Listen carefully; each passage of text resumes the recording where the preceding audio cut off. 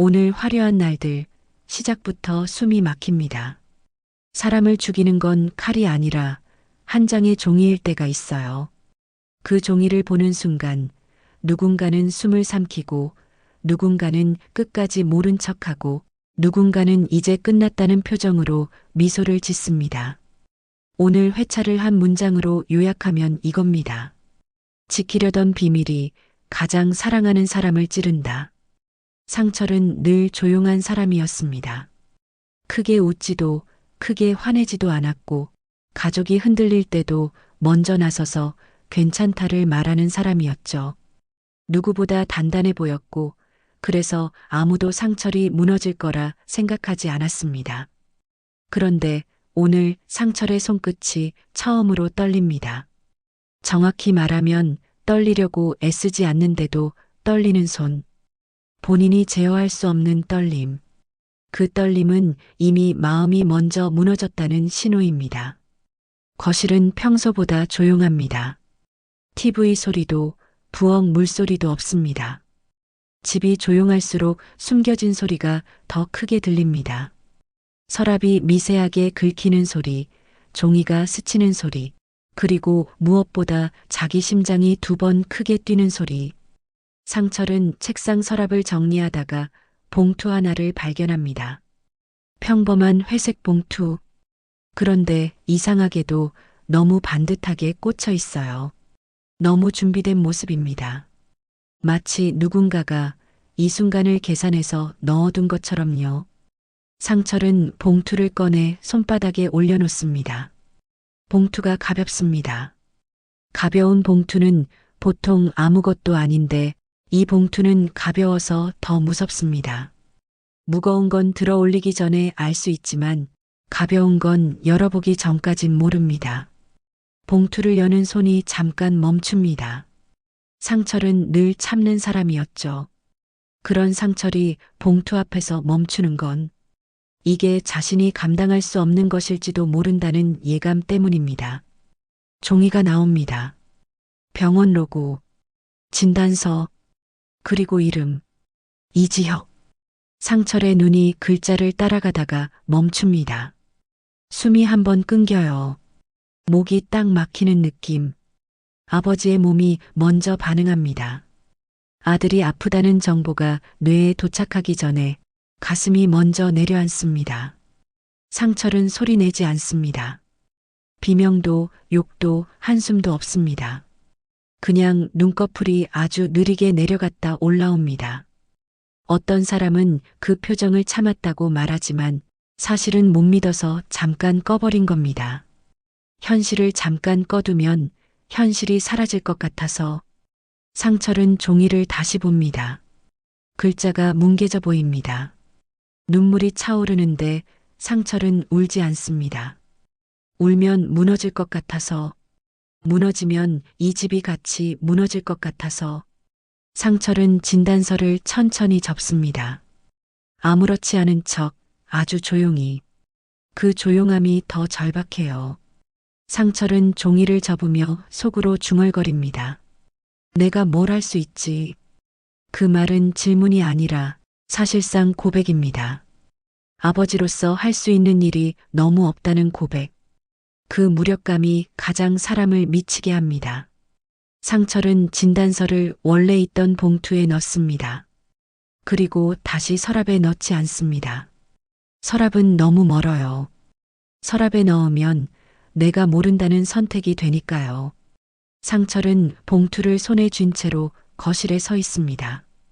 어디에 둬야 할지 모르는 사람처럼요.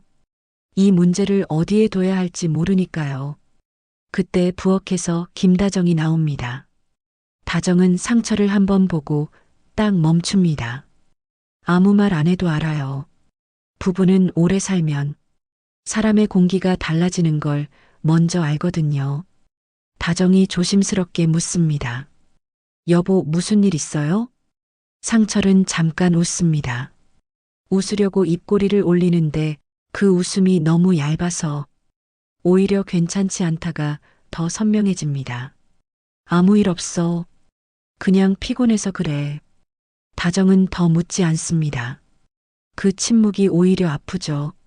묻지 않는 건 믿어서가 아니라 지금 묻는 순간 둘 다 무너질 것 같아서입니다. 다정은 상철이 쥔 봉투를 보려다가 일부러 시선을 옆으로 돌립니다. 모르는 척 해주는 사랑.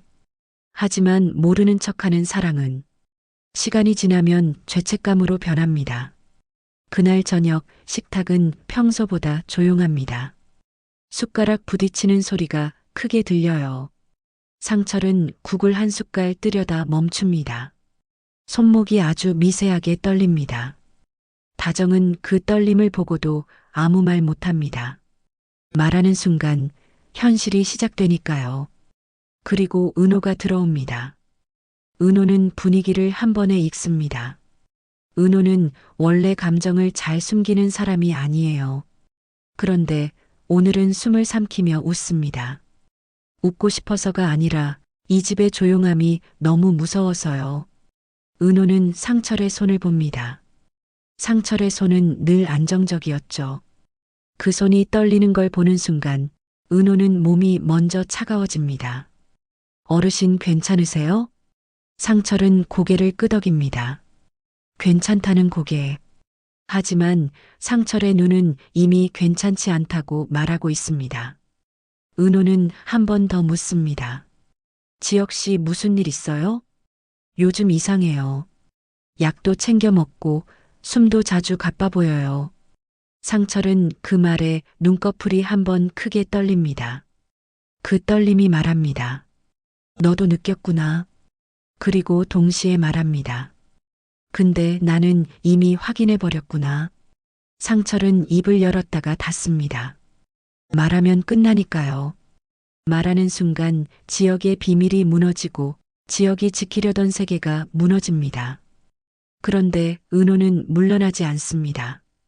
은호는 이제 기다리는 사람이 아니거든요. 사랑은 어느 순간부터 기다림이 아니라 참여가 됩니다. 이 사람의 시간을 함께 쓰겠다는 결심. 그 결심이 없으면 사랑은 불안으로 망가집니다. 은호는 속으로 생각합니다. 지혁 씨, 제발 나만 빼고 결정하지 마요. 지혁은 그 시각 자기 방에서 혼자 앉아 있습니다. 창밖을 보는 척하지만 사실 아무것도 안 봅니다. 가슴 쪽을 살짝 누르며 숨을 고르는 모습. 그건 아픈 사람이 하는 동작이죠. 하지만 지혁은 아픈 척하지 않습니다. 아픈 척하는 순간 자기가 불쌍해질까봐 두려워합니다. 지혁에게 병은 병이 아니에요. 병은 낙인입니다. 그리고 지혁은 낙인을 싫어합니다. 사람들이 자기 얼굴을 걱정으로 바라보는 순간 그 시선이 자신을 약하게 만들 것 같아서요. 지혁이 숨기는 건 병이 아닙니다. 시간입니다. 자기에게 남은 시간이 줄어들었다는 사실. 그 사실을 인정하는 순간 가족은 이별을 연습해야 하니까요. 지혁은 휴대폰을 들어 성재에게 짧게 메시지를 보냅니다. 괜찮아. 아직 버틸 수 있어. 그 문장은 강한 척하는 문장이지만 사실은 부탁입니다. 제발 나를 살려달라고 말하지 마. 제발 내가 무너지는 걸 너희가 보지 않게 해줘. 성재는 그 메시지를 보고 숨을 깊게 들이마십니다. 성재는 원래 침착한 사람이죠. 그런데 오늘은 침착함이 아니라 결정해야 한다는 표정입니다. 성재의 눈빛은 지금 계산을 시작한 눈빛입니다. 사람을 살리기 위해 무엇을 버릴 수 있는지 계산하는 눈빛. 성재는 병원으로 갑니다.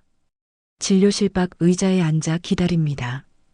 대기실 공기는 차갑고 형광등 빛은 사람을 더 초라하게 만들죠.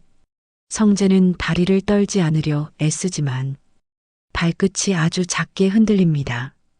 의사가 말합니다. 기증은 운도 타이밍도 필요합니다. 그 말이 성재를 찌릅니다. 운과 타이밍, 그건 곧 기다리다 끝날 수도 있다는 뜻. 성재는 웃지 못합니다. 성재는 기다림을 싫어합니다. 기다림은 늘 늦었으니까요. 성재는 병원 밖으로 나와 차 안에 앉습니다. 한참을 핸들을 잡고 멈춰 있어요. 손에 힘이 들어갑니다. 성재는 마음속에서 두 목소리가 싸웁니다. 한 목소리는 말합니다. 합법적으로 가. 다른 목소리는 속삭입니다. 지역은 시간이 없어. 성재는 결국 휴대폰을 들고 연락처를 하나 엽니다. 그리고 바로 닫습니다.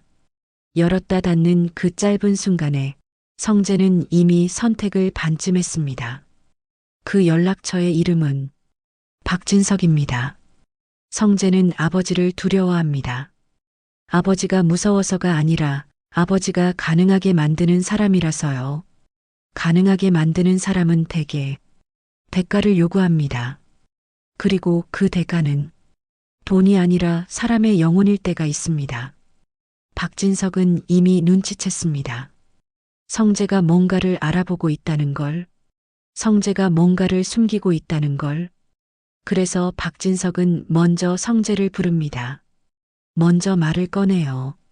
항상 먼저 꺼내는 사람이 판을 잡습니다.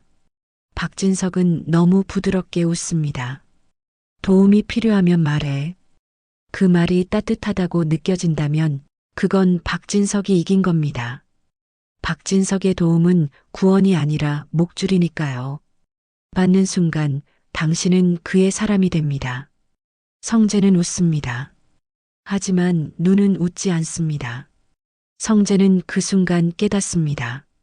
친구를 살리려는 마음이 아버지의 손에 들어가는 순간 친구의 목숨은 살릴 수 있어도 친구의 삶은 빼앗길 수 있다는 걸. 그리고 고성이가 움직입니다. 고성이는 오늘 울지 않습니다. 무너진 사람처럼 보이지 않습니다. 오히려 단단해 보입니다. 잃을 게 없는 사람의 단단함이 가장 무섭죠.